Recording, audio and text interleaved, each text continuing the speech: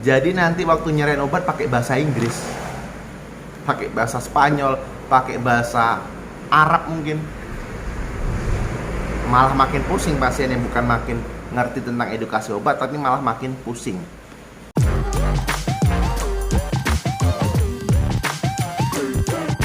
Assalamualaikum warahmatullahi wabarakatuh. Teman-teman, kembali lagi ke channel Bambang Sumedi. Terima kasih teman-teman yang sudah mengklik video ini, dan teman-teman terus bisa menyaksikan informasi-informasi yang saya sampaikan kepada teman-teman semua. Tentunya seputar obat-obatan, seputar farmasi, seputar apotek, seputar apoteker, dan isu-isu terbaru terkait dunia kesehatan dan dunia kefarmasian. Oke teman-teman, pada video kali ini saya akan sedikit membahas tentang berita belakangan ini yang heboh di dunia kesehatan, yaitu sudah disahkannya rancangan undang-undang terbaru tentang kesehatan oleh DPR RI.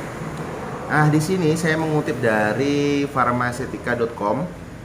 Di situ dituliskan ada 9 poin yang memberatkan profesi kesehatan, terutama farmasi dan apoteker. Namun di sini saya tidak akan membahas ke-9-nya. Teman-teman nanti silahkan kunjungi websitenya, nanti saya akan cantumkan di deskripsi. Teman-teman silahkan baca. Kalau teman-teman lebih jelasnya teman-teman silahkan lihat di rancangan undang-undang terbaru. Mungkin teman-teman yang punya draft-nya mungkin bisa berbagi di sesama teman-teman seprofesi ya. Jadi di sini saya akan membahas 4 poin yang menurut saya perlu dibahas, yang perlu kita diskusikan pertama. Jadi mungkin yang selama ini kita dengar adanya STR kesehatan seumur hidup, itu juga sudah saya bahas. Ada rekomendasi profesi tidak diperlukan lagi untuk mengurus surat izin praktek, ini juga saya bahas juga di video short, sedikit saya bahas. Nah, namun kita akan membahas 4 poin dari 9 poin yang saya kutip dari website farmasetika.com. Ini teman-teman bisa melihat langsung. Apa poin yang keempat tersebut? Yaitu yang pertama, liberalisasi tenaga kesehatan warga negara asing. Yang kedua yaitu penghapusan rekomendasi organisasi dalam pengurusan surat izin praktek. Yang ketiga yaitu obat tanpa resep bisa diperoleh di luar Fasyanfar. Dan yang keempat yaitu praktek kefarmasian bisa dilakukan oleh tenaga non kefarmasian. Nah,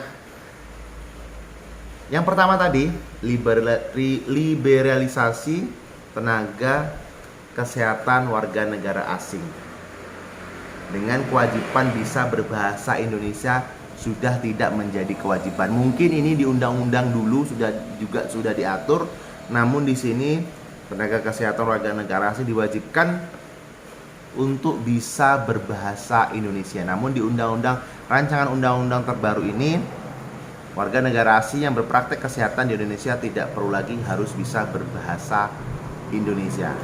Nah, tentunya ini ini tentunya lucu bagi saya kalau seandainya ini diterapkan dan sudah berjalan, dan ini berlaku di daerah saya seperti di kabupaten, di kecamatan yang daerah terpelosok, perbatasan, ada warga negara asing yang berpraktek.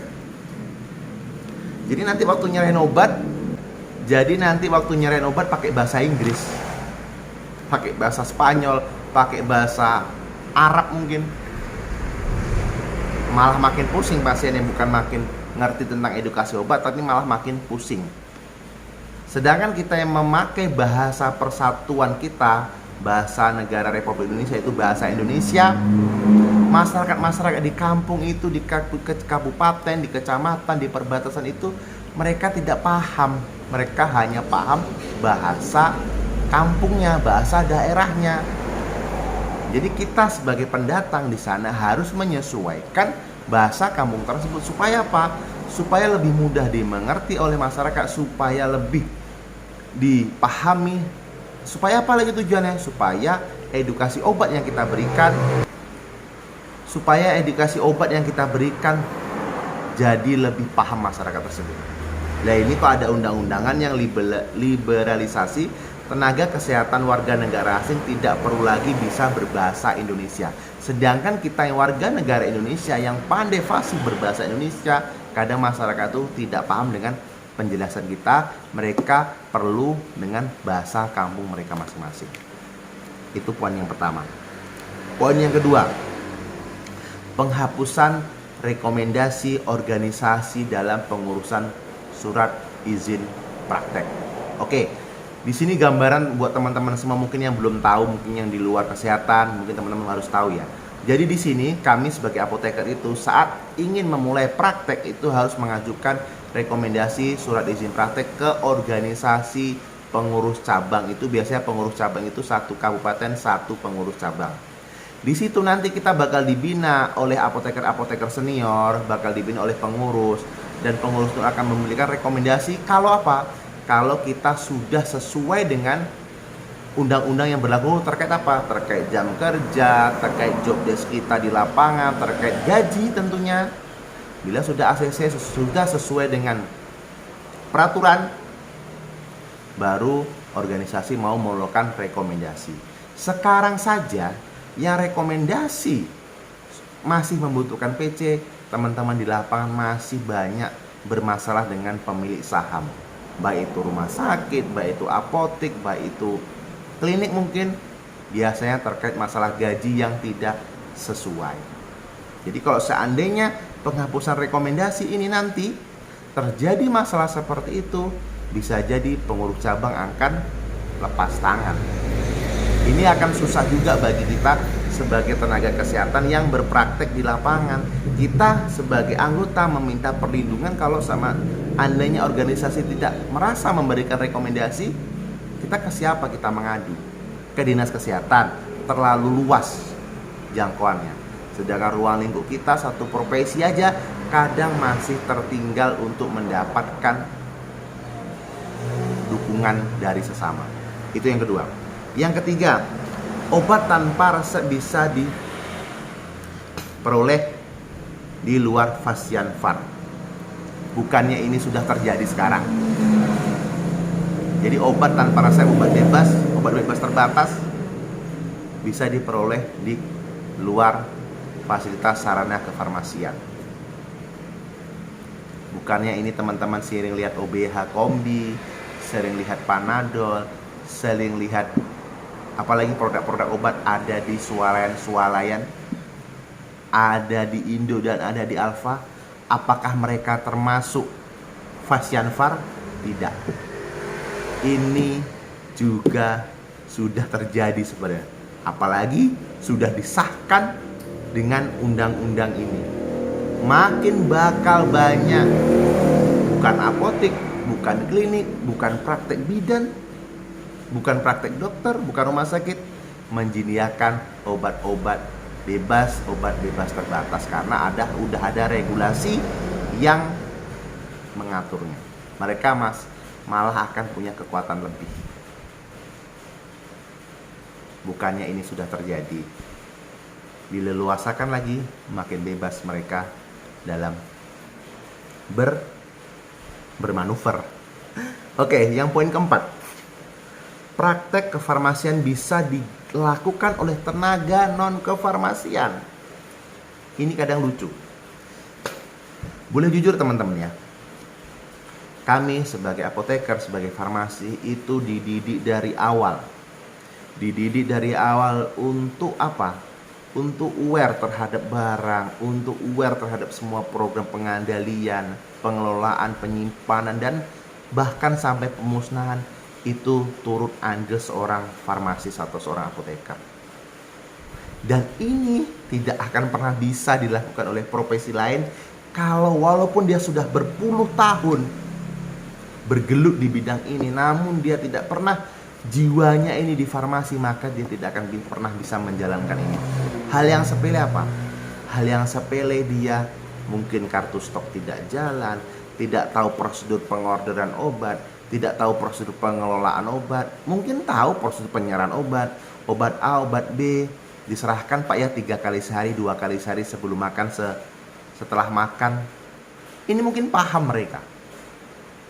Kalau sekali, 2 kali, 3 kali duduk di apotek aja pasti tahu, karena obatnya itu aja yang diserahkan. Obat ini 3 kali sehari, obat ini 2 kali sehari, obat ini 1 kali sehari. Nggak mungkin obat yang seharusnya 2 kali sehari akan berubah menjadi 3 kali sehari, tidak akan mungkin. Jadi kalau masalah hanya proses penyerahan obat ke pasien itu bisa belajar 1 bulan 2 bulan tanpa seorang farmasis. Namun pengelolaan yang lain harus teman-teman tahu juga. Pengelolaan apa? Di farmasi itu ada penerimaan, ada pengadaan, ada penerimaan, ada penyimpanan. Harus barang mana dulu dipakai, supaya dipakai dulu. Ada pengendalian supaya barang tidak kosong. Ada pemusnahan. Ini hanya orang farmasi yang tahan melakukannya. Profesi mana yang tahan membuka kemasan obat dari kemasan sekunder sampai ke kemasan primer, dihitung satu persatu, dicatat, diletakkan di tempat karantina, padahal barang itu udah expired? Kenapa tidak langsung dibuang saja ke tong sampah? Kenapa harus kita buat sedemikian rupa, buat datanya? Itulah orang farmasis yang sanggup melakukan. Jadi kalau ini dilakukan oleh tenaga kesehatan lain, bahkan ada undang-undang yang mengatur di situ, malah makin kacau. Jadi kegelisahan saya karena saya harus membahas ini. Sekali lagi saya ambil referensi ini dari farmasitika.com.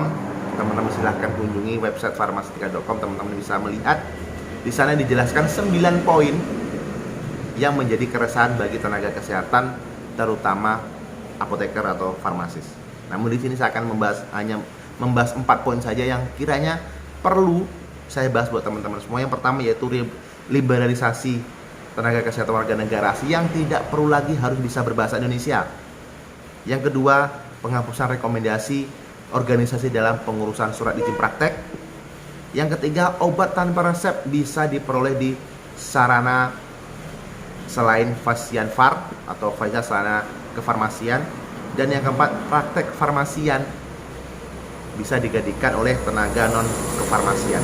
Padahal baru 3 tahun 4 tahun terakhir ini farmasis apoteker diwajibkan di seluruh puskesmas, karena harus menunjang pelayanan kefarmasian sampai ke titik terendah, bahkan sampai ke perbatasan, bahkan sampai ke kemana? Bahkan sampai ke pelosok negeri. Dan ini keluar lagi peraturan yang undang-undang yang bisa bahwasanya praktek kefarmasian bisa dilakukan oleh tenaga non kefarmasian. Oke, mungkin hanya itu yang dapat saya sampaikan. Kalau teman-teman tahu atau teman-teman udah baca rancangan undang-undangnya, teman-teman ada poin-poin yang perlu kita bahas, teman-teman silahkan coret-coret di kolom komentar. Kalau saya salah dalam penyampaian, saya mohon maaf. Saya akhiri, assalamualaikum warahmatullahi wabarakatuh. Tanya obat, tanya apoteker, tetap bangga jadi apoteker. Salam sehat.